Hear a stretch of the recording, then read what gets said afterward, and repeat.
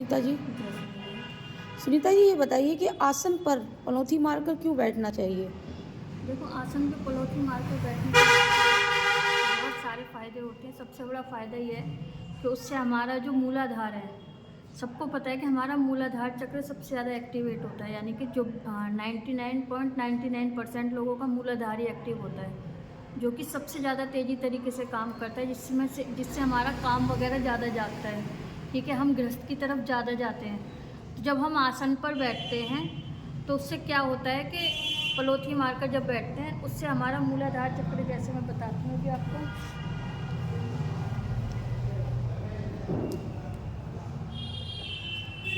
मान लीजिए ये हमारा आसन है। ठीक है, अब हमने आसन बिछाया, इस पर बैठ गए हैं। अब हमने क्या किया है, हमने ये पलौठी मारी है। लोग ज़्यादातर ऐसे बैठते हैं, जी। ठीक है, जबकि आसन की मुद्रा ये सही नहीं है। जी। हमारे आसन की मुद्रा जो होती है ये और ये पैर ऊपर इस तरीके से होने चाहिए। अपने दोनों पैरों को ऐसे रखना चाहिए। ठीक है, जी।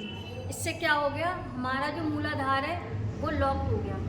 जब हमारा मूलाधार चक्र लॉक हो जाएगा तो हमारा ध्यान आध्यात्म की तरफ से ज़्यादा बढ़ेगा, और हमारा ध्यान जो काम की तरफ है और गृहस्थ की तरफ जो ज़्यादा होता है, वो हमारा ध्यान वहाँ से हटकर आध्यात्म की तरफ ज़्यादा जाता है। ठीक जी। है, अब कुछ लोग क्या करते हैं, इस तरीके से बैठकर जाप करते हैं, जो कि गलत है। इस जी। तरीके से बैठकर जाप नहीं करना चाहिए। तो मेन जो होता है वो हमारा ये होना चाहिए। ठीक है, जी।